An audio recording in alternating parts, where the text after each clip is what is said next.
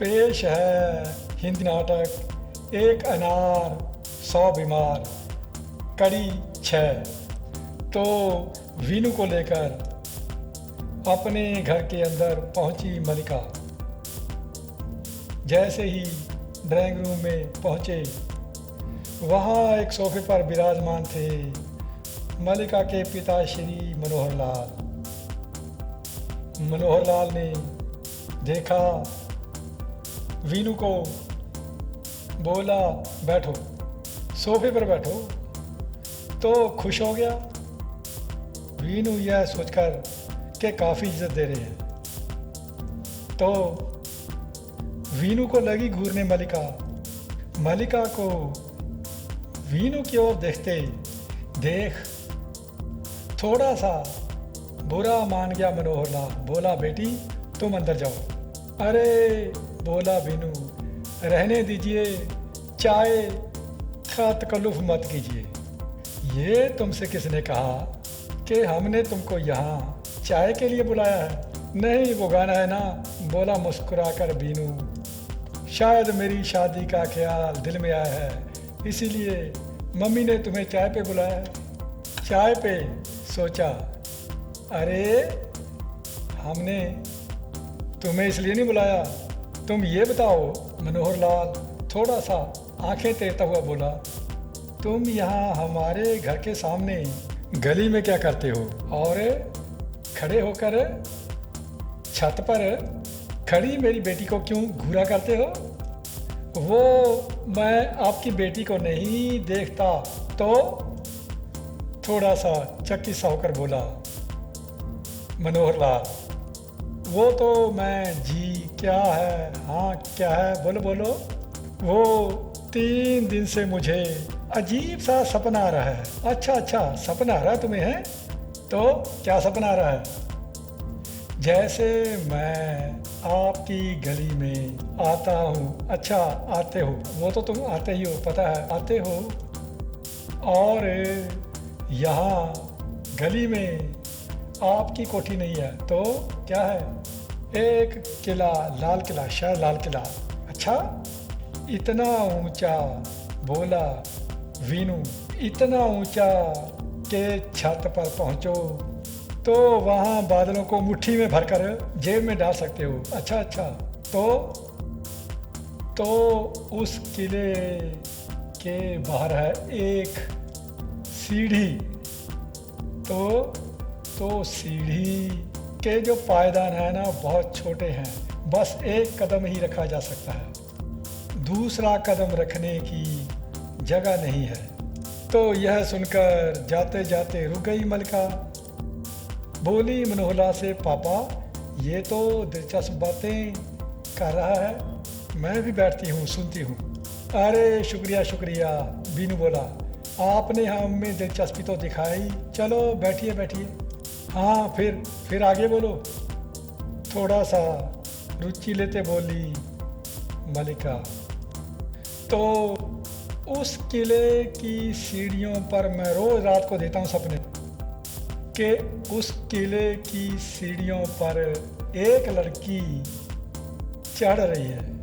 सीढ़ियों पर वो जैसे जैसे चढ़ती है, मैंने बताया था ना कि उस किले की सीढ़ियाँ बहुत छोटी हैं, बस कदम रखने की जगह है।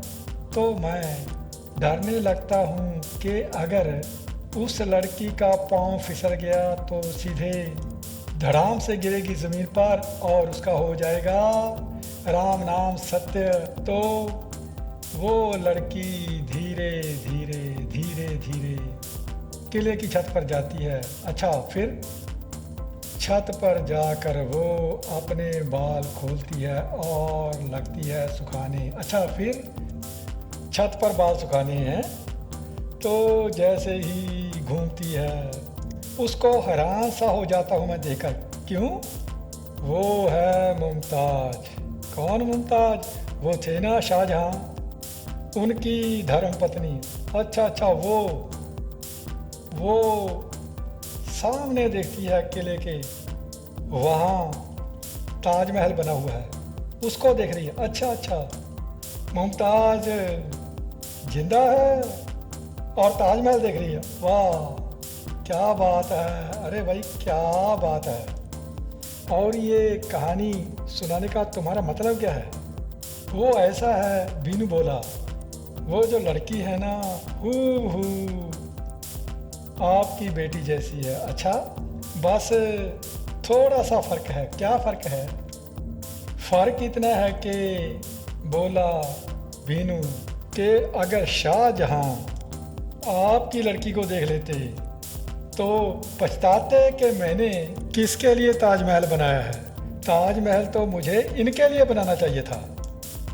अच्छा, पापा ये डायरेक्टली कह रहे हैं कि आई एम वेरी ब्यूटीफुल। हाँ हाँ हाँ हाँ, वही वही वही वही कह रहा हूँ मैं। मनोहर ने पूछा, हम तुम्हारी बात का मतलब नहीं समझे, कहना क्या चाहते हो?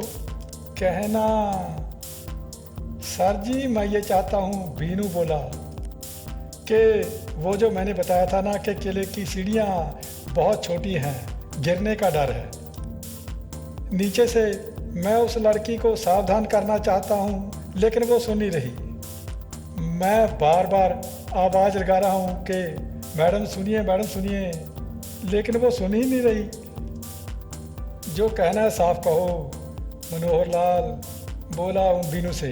बीनू मैं ये कहना चाहता हूँ कि मैडम इन सीढ़ियों को चौड़ा करवा लीजिए, गिरने का डर है।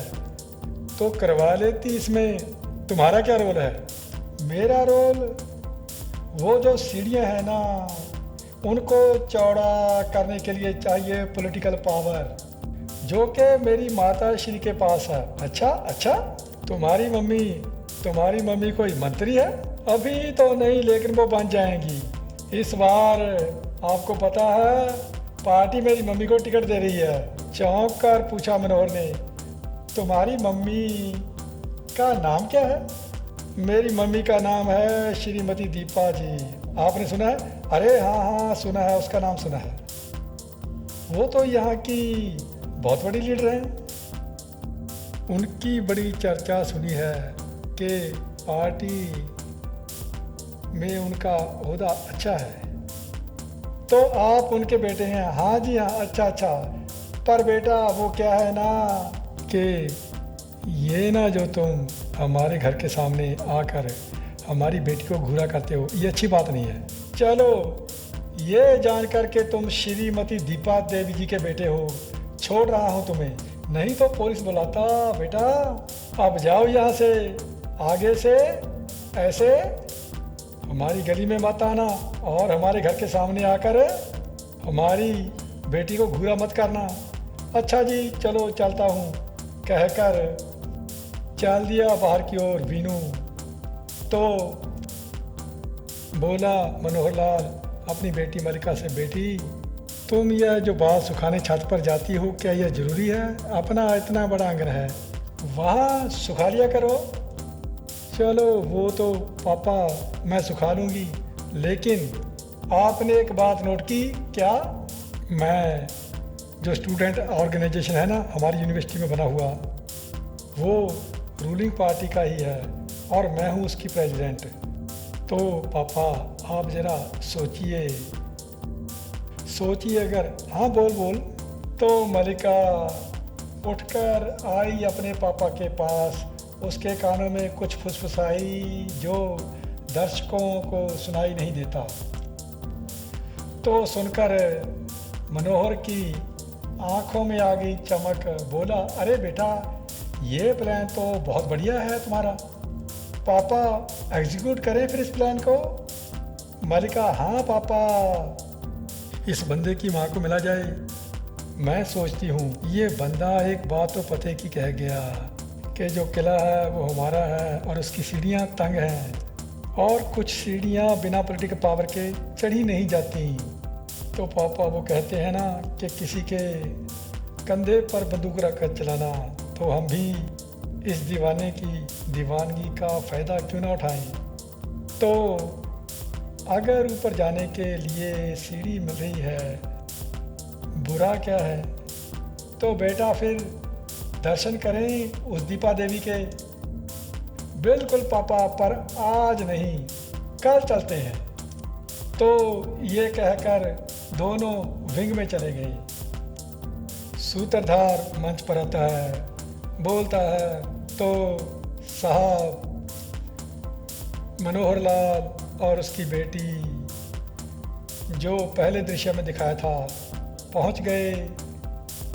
दोनों श्रीमती दीपा देवी जी के घर, और मनोहर लाल जो कि गया था कार से अपना मोबाइल उठाने, मोबाइल ले लौटा और वीनू और मलिका दोनों गए हैं छत पर गुटरगू करने।